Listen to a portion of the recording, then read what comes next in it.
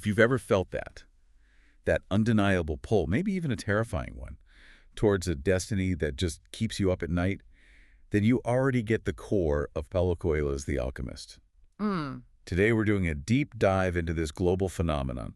We want to pull out not just the story, but the universal roadmap for success hidden inside the journey of Santiago, the shepherd boy.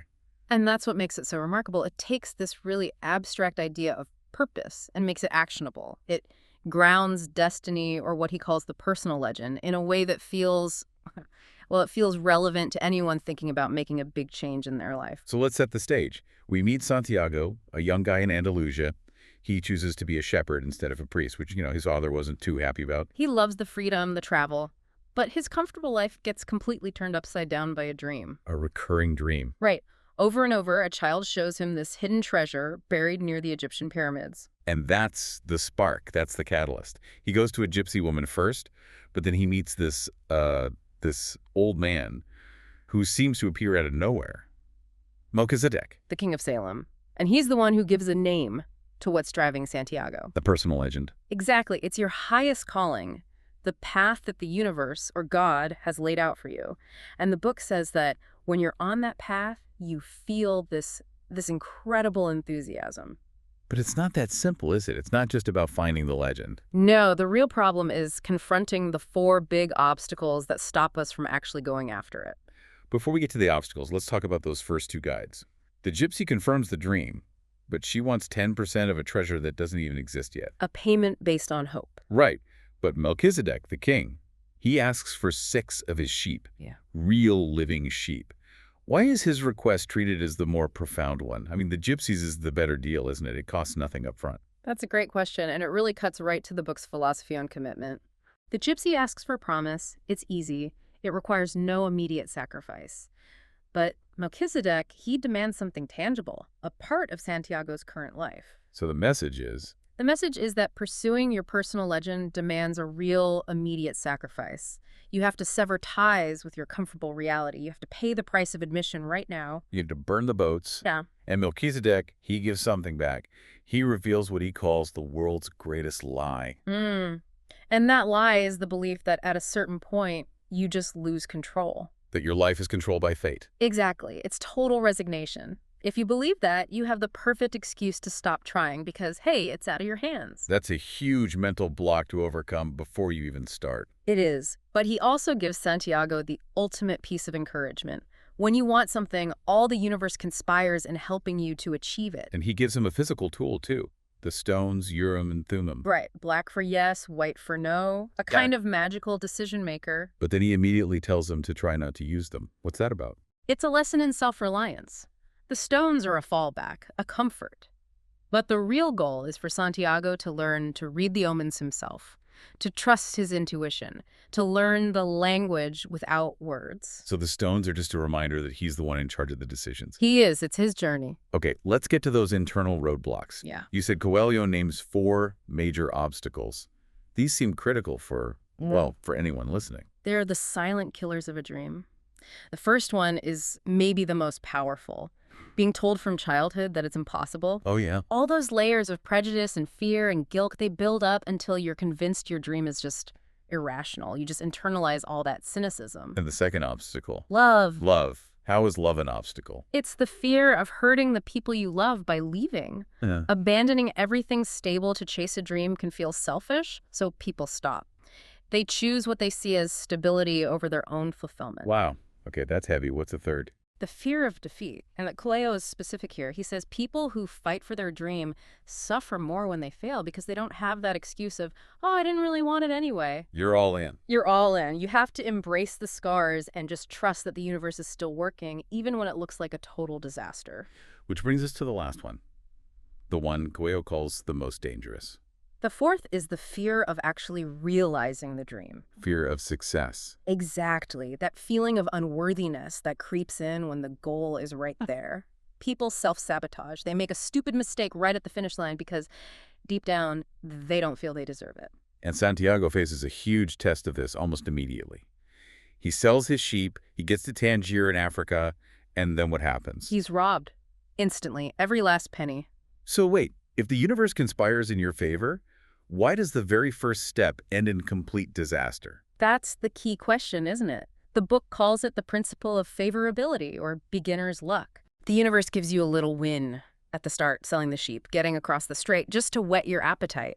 But that's just the bait, the defeat that follows. That's the real test. Will you quit when the magic wears off? Precisely. So, broke and desperate, he starts working for a crystal merchant. And this part is fascinating because Santiago's energy, his purpose, starts to transform this failing business. He's learning that language without words. And the crystal merchant himself is, well, he's a profound cautionary tale. He's a devout Muslim, and his life's dream, his religious obligation, is to make the pilgrimage to Mecca. Yeah, and he can afford it. He can, but he refuses to go. He tells Santiago, "It's the thought of Mecca that keeps me alive." He's afraid if he actually achieves his dream, he'll have nothing left to live for. That is the perfect example of that fear of realization. He's stuck. He chooses the potential of the dream over the messy, difficult, life-changing reality of it. And Santiago sees that when you ignore a blessing like that, it becomes a curse. So Santiago works. He saves up enough money to buy double the sheep he had before. He could go home, be even more successful than he was.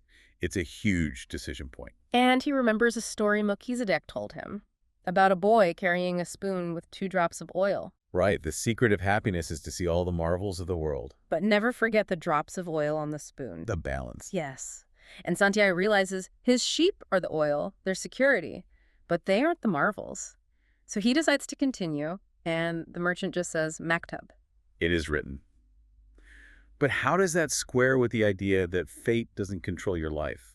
That seems like a contradiction. It's a nuanced way of looking at it. Maktub isn't about a pre-written future. It's about accepting the past and the present. It means what happened had to happen for me to be right here, right now. It's acceptance, not resignation. Exactly. It allows him to accept the journey's hardships without complaint, knowing he's still free to choose what's next. So he crosses the desert and meets the Englishman, an academic type who's looking for an alchemist. The Englishman is obsessed with these ancient coded books.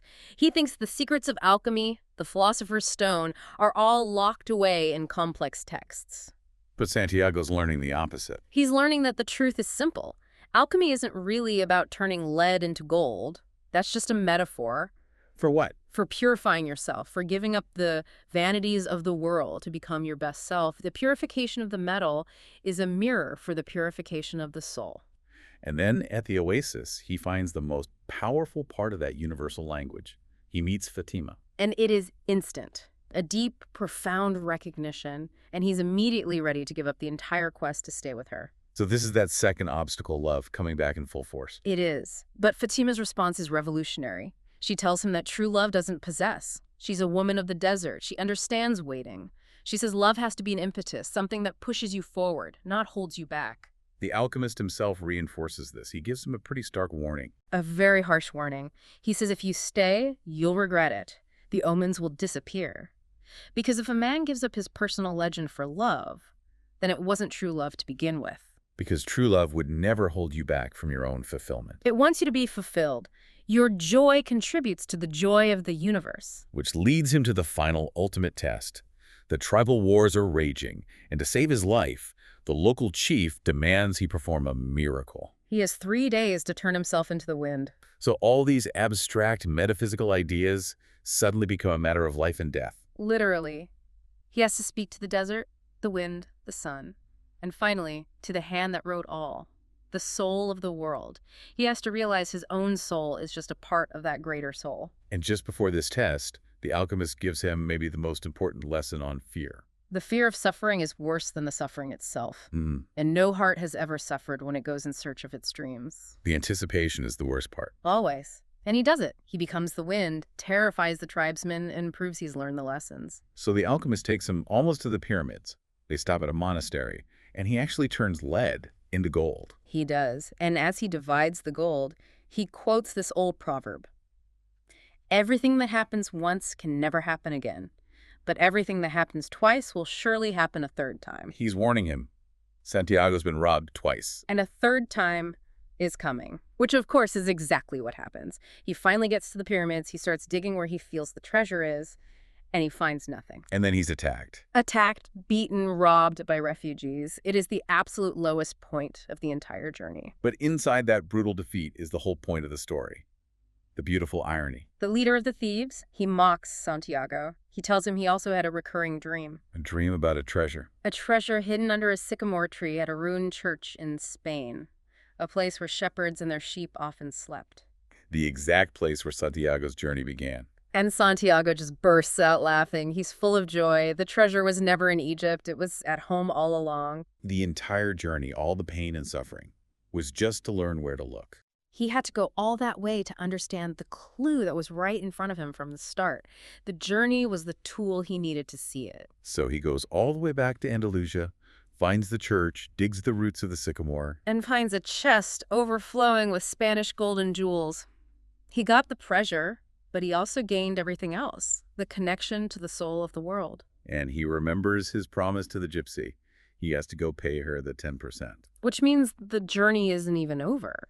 But the point is, what did he really find? It wasn't just the gold. He learned the language of the world. He conquered fear. He found a love that liberates, not possesses.